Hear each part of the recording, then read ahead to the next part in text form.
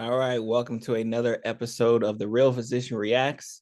This is your series. If you are overwhelmed by the healthcare system, or even more importantly, underappreciated by the healthcare system, and you're just looking for a voice of reason, this is your truly Dr. Pierre. This is our live series where we come week to week, giving my personal opinion on things that either come across my timeline or hit my inbox.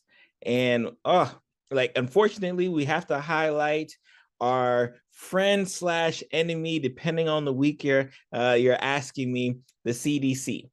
So earlier this week, the CDC released new guidance, which it has typically done on a week-to-week basis as far as rules and regulations and how we should kind of proceed during this pandemic. And we talked about this a few weeks ago where they started kind of drawing back some of the restrictions. Hey, you know what? 6 feet social distance, don't worry about no more. Hey, you know what? Don't even worry about quarantining if you're not symptomatic. So they started drawing back a lot of these things. And when we first dropped the video, I told people, say, hey, the proof is in the pudding, the writing is on the wall. When we when we see our government say, hey, you know what, we're going to stop paying for prevention, we're going to stop paying for testing, we're going to start paying for certain things. And the CDC says, all right, I'll follow that up with say, hey, if you're not going to pay for this stuff, I'm not going to require that stuff. I've been telling people that, hey, this is them saying, and then last week we talked about President Biden essentially saying that the pandemic was over, depending on your definition of pandemic. So this news does not come to me as a surprise, but it is troubling and telling. So what is the news? CDC says, hey, you know what? If you're in a healthcare facility, you don't even have to wear a mask no more if, and I want to stress the if word, if the county and the community that you're in has a very low community level transmission rate. So these are a lot of words, a lot of terms. We'll talk about it. We'll break it down as far as like, why is that important? Like the big if. Now, before we get to that, this is what a lot of people will hear. Hey, if you're in a hospital, you're in a nursing home, you're in a long-term care center, you don't have to wear a mask anymore. That's what a lot of people are going to hear. They're not going to hear the if part. And even if they hear the if part, a lot of people aren't going to recognize, hey, am I living in a county that has a low transmission rate based on the CDC's numbers? And how do we get those numbers? We talked about this probably several months ago, where the CDC came out with their own set of facts and figures based on hospitalizations, based on cases, based on deaths, to determine whether a county had a high community level rate for COVID-19. Now, some things that are big, concerns and red alarms right off the bat. I talked about how before they were giving out the tests. They were giving out tests. And what happens when you give out tests, now you're not going to have tests that are officially recorded. So if I have 4 or 5 tests at home and I test myself and 4 or 5 of our folks test at home, guess what? I know it's positive, but guess who doesn't know what's positive? The CDC. And then when we talk about number of cases, you have to rely that the states, and I'm in Florida, so you already know how that goes. You have to rely that the states are going to actually report adequate numbers to guess who? The CDC. Problems arise. So when we talk about the fact that a significant portion of the data is literally based on whether the CDC gets accurate numbers, it was going to be a recipe for disaster. So as we speak, and I'm going to be highlighting an article off, I think it was CNBC News, or CBC News, CBS News. As we highlight, we're going to talk about how there's some people that's happy, there's some people that's upset, right? The same people who are upset are going to be continuing to be upset. And as a healthcare professional, I have to try to figure out how can I, again, be that voice of reason for them. Because a lot of people, and we talked about this during last week's Real Physician Reacts, a lot of people, when they hear the term pandemic, they only think about the term in a social construct. Like for them, the pandemic means lockdown. For them, the pandemic means I can't travel. For them, the pandemic means that, or now I have to get tested before I go into a certain country. For them, that's what pandemic meant. It never meant number of cases. It never meant number of deaths. Like that had nothing to do. It didn't mean this variant versus that variant. That had nothing to do with them as far as the pandemic was concerned. When they heard the word pandemic, they only heard it. It only took it into them when someone said, hey, you can no longer do what you used to do. Hey, you have a business, close that. Hey, you trying to travel, stop that. That's the only way they heard the word pandemic. So when they looking around and they're seeing all of these systems being dialed back, they're saying, hey, the pandemic is over. So it's not a surprise when they're like, the pandemic is over, because all of the restrictions that used to be in front of them are saying like, hey, I don't have to worry about this no more. So this comes on the heels of that type of thinking. So you have the CDC saying, hey, you know what? Yes, the cases have essentially remained stagnant, right? Remained stagnant since. The number of deaths remain stagnant. They're not dropping, right? And when I say that, they're not going down. They're staying the same. The cases are staying the same, but they're essentially telling us, hey, we just have to get used to this new norm, and we should be okay with this new norm. And if we're okay with this new norm, then you know what? We already said you don't have to wear a mask outside. Guess what? Even in the hospital. Now let's think about the scenario. Let's think about the situation. In the hospital setting, in the nursing home setting, in the long-term care setting, in the rehab setting, the setting where you have patients who are their most ill, they're saying, you know what? You don't have to wear a mask no more, y'all. You're okay. Like, that is what's happening. And that is why it should be mind-blowing. If you're telling me when I go to a concert, when I go to Disney World, when I go to the bar, I don't have to wear a mask, okay, I'm here for it, right? That's a decision that someone's going to have to make. And they're going to understand that, yes, I'm going to take that risk, whether you're vaccinated or not vaccinated, I'm going to take that risk. But if I'm in a hospital setting where I'm already at, you know, my lowest from a health related standpoint, most of the time, now you're saying it's also optional for them. It's also optional, and not for them, really. It's really going to be for the workers there, the family members there. That's who you're saying is optional. You're saying, hey, healthy person who is healthy, and let's say you got vaccinated or didn't get vaccinated, but you're around everyone when you're going home. You're in all the clubs, you're in all the bars, you're in all the social scenes. And then you go to work, and guess what? You're going to work where a person is ill, where a person is sick, where a person is fighting infection, maybe getting over some type of surgery. It's okay for you to go to work and be maskless around that person, even though that person doesn't have no choice. When we talked about it in the beginning of the pandemic, you had people who lived in nursing homes or people who were in jail, which means they didn't go anywhere. And COVID-19 was spreading amongst them. And I asked people, where do you think the COVID-19 is coming from? No, COVID-19 didn't float in the air magically and then land in the jail or land in the nursing home. No, the workers were bringing it to them. Right? The families were bringing it to them. Like it was going that way. And they were subjugated to the fact that like, hey, this person's about to bring a virus to me and there's nothing I could do about it because I literally cannot leave my spot. So this is what the CDC has now opened up, right? This is going to happen. And I'm gonna give some examples because I like, hey, we're gonna give some examples in a minute, but like this is the concern, right? Let's take a look at this article here, just so again we can kind of get a, you know, some thoughts, and then I'm gonna read some quotes as well too from certain people who I thought was like absolutely hilarious, right? So again, change one of many published Friday evening to agency's guidance for infection control. Healthcare workers marks one of the final sets of revision and sweeping efforts launched in August. And this is what we talked about. This is what we've been talking about for CDC recommendations for the virus, right? So again, the CDC has been making these recommendations and these changes because they're trying to prepare us to say, hey, we got to live with COVID. COVID is here. So we're just going to dial back all of our rules and restrictions. Right. And then again, since early in the pandemic, the agency had urged everyone to wear source control, which is the mask that they're referring to, are the N95s.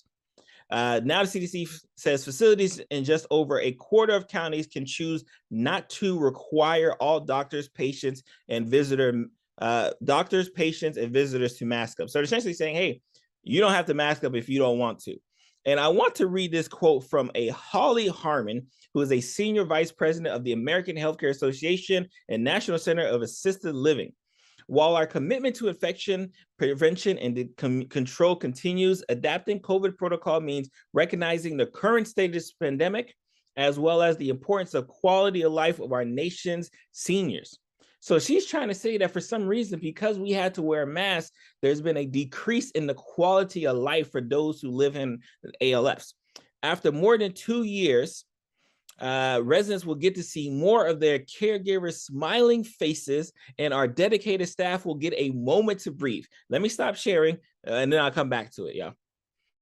After 2 years, she's saying that the caregivers, the people who are, in the facilities will finally get to see their family members' smiling faces, and the staff will finally get to breathe. First of all, it's BS, because the staff could always, like, you can breathe with a mask. Like, I think we should, hopefully in the year 2022, we're not arguing whether you can breathe better or not in a mask. Hopefully that's not the case. I won't do it here. You could do it in my comments, but hopefully we won't do it here. But to say that now the caregivers, the patients, can finally see their families' faces, let me let you guys in on a little secret. When I walk into the hospitals, when I walk into the LTACs, when I walk into the nursing homes and the rehabs and family members are there, a lot of times family members aren't wearing masks. A lot of times we have to, hey, can you wear, like, a lot of times family members aren't wearing masks. So much so that when family members, often family members were the one bringing COVID, especially because most of the hospital staff had to all wear masks and gown up. The family members were actually the ones bringing COVID into a lot of these facilities. So to act like these patients haven't been seeing their family members' faces for the past 2 years is absolute BS, because I can assure you, I've walked in plenty of rooms, even as up until the week before, because I was off last week, the week before last week, and talking to a family member, no mask in sight. I'm the only one wearing a mask. The patient isn't wearing a mask. The family members aren't wearing a mask. No mask in sight. So for it to even talk as if, like, for 2 years, these patients haven't been seeing their family members' faces is absolutely BS. And to even suggest that now the healthcare workers can finally breathe, oh my, because they don't have to wear the mask anymore, is actually absolute BS as well too, right? Let me go back to that page. I wanted to stop there because I just couldn't help myself in dealing with that BS.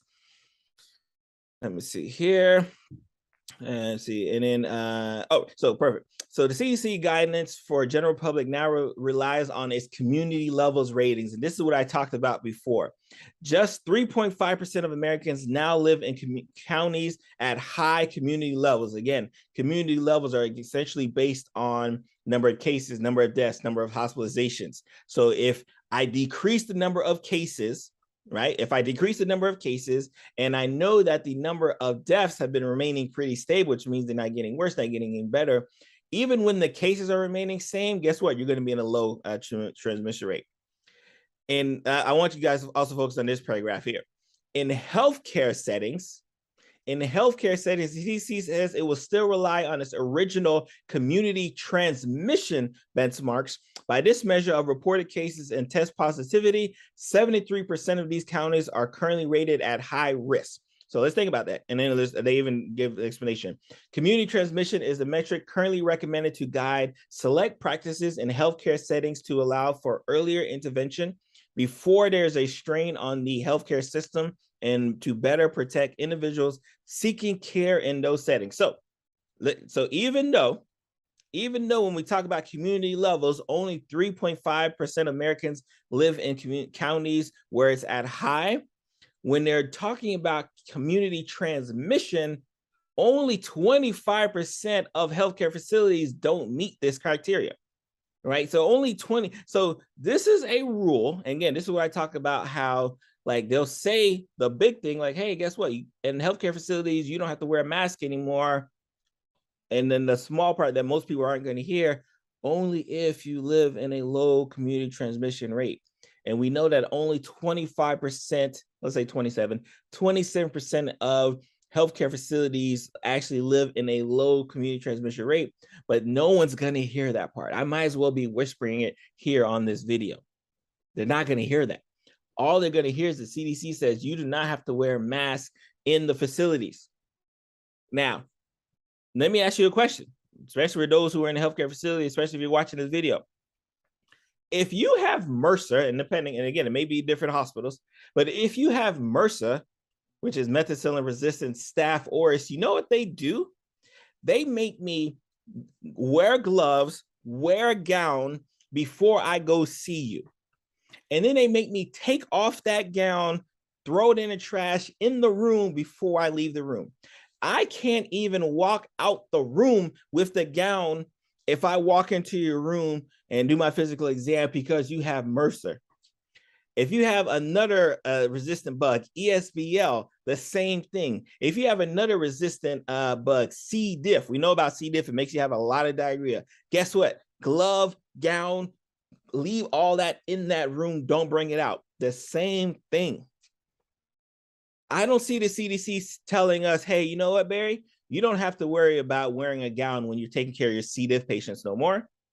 I don't hear the CDC saying, hey, you know what? Even if you got a person with ESBL, which is a type of, resistant bug, or MRSA, another resistant bug, you don't have to wear your gown and protect yourself anymore because you're okay. Like, no, CDC is not giving those recommendations. So the fact that they're giving these recommendations for a respiratory disease, y'all, this is a respiratory disease. Let me tell you, I'm going to be wearing masks for as long as I want to wear a mask. I like wearing masks. I'm actually very comfortable wearing masks. It doesn't bother me. I wear masks hours on hours. No worry whatsoever. But I don't see the CDC extending that level of courtesy to C. diff patients. I don't see the CDC extending that level of courtesy to ESBL and MRSA patients. Like, they're not going to do that. But this respiratory disease, and only COVID, because mind you, I didn't see any recommendations. Hey, if you're taking care of patients who may have active TB, don't worry about masking up. Don't worry about doing that N95. Active TB or even suspected TB, even because it takes a couple of days for us to get a positive confirmation on your TB test. So for a few days, if I think you got tuberculosis, I'm wearing my N95 droplet. I'm doing all of that. You don't see none of those changes being recommended, but here we have a disease that is still averaging about 70,000 cases per day. That's still averaging about 300 to 400 deaths per day as we speak. And they're saying, hey, you know what? I want you to go and see those smiling faces. I want you to go and, I want the healthcare workers to finally breathe again. And because I want the healthcare, like, it's okay if you're in a low transmission rate. Again, only 27% of those facilities are actually in that rate, but it doesn't matter because the cat is now officially out the bag. So what do you do? What do you do? First of all, let me tell you what I'm going to do. And I kind of mentioned it. I'm wearing masks every single day, no hesitation. If I don't see an opportunity to get a mask at the front, I'm going to ask, hey, I need a mask to walk around this building. Because again, not only, especially when I talk about those earlier precautions, like for C. diff, like for MRSA, like for ESBL, not only is it to protect the patient, to protect the provider who's taking care of said patient, but it's to make sure that I don't take care of a patient with MRSA and then go to another room and touch that person, and now I give them their MRSA. It's for the same reason why I can't take care of a patient with C. diff, go ahead, touch them, do my physical exam, and then go to another room and possibly give that patient C. diff. It's for the same exact thing because we are trying to look out for each other. And if you are ever in a facility, a place where looking out for each other was extremely important, you best believe it is the hospital, the healthcare facilities, the rehabs, the nursing homes, the ALFs. That's where it's important. Now, is this going to have, which I for sure think is going to happen, you're now going to have those who couldn't wait to snatch off the mask, just like they did when you were on the flights. Those who couldn't wait to snatch off the mask, you're going to have them like, oh my God, thank you. Take it off. Like, and I'm going to look at them crazy while I wear my mask to keep it moving. Right. Like it just is what it is. I think there are, and mind you, I'm not a mask zealot, like you have to wear masks everywhere you go. One, because I'm vaccinated, boosted again. All my family is vaccinated and boosted. Like, so I'm not a mask zealot. I just know that if I need to look, because I take care of a lot of sick patients. So my patients don't have the choice in whether I take care of a patient with C. diff or MRSA. They don't have that choice. They just have to deal with the consequences of a choice that they don't even have. So if I have a choice that say, you know, I can look out for my patients and try to decrease the rate of transmission, the rate of spread of this COVID, who one patient may have versus another. If I can do that, you know what? I'll take that burden. If it's not a burden at all, but I will take that burden. But to see the CDC, and we've talked about, again, like I said, it's this love-hate relationship I got with y'all. To see the CDC do this again, understanding that, and even when you look at the articles, all the articles are just focused on the fact that it says, hey, you don't have to wear a mask in the healthcare facilities anymore. They're not even, they barely highlight the fact that, like, hey, by the way, it's only like 27% of healthcare facilities would this rule even fit, because it doesn't matter. Cat's out the bag. So again, I'm yours truly, Dr. Barry Pierre. Please take these words as you will. I'm gonna see you guys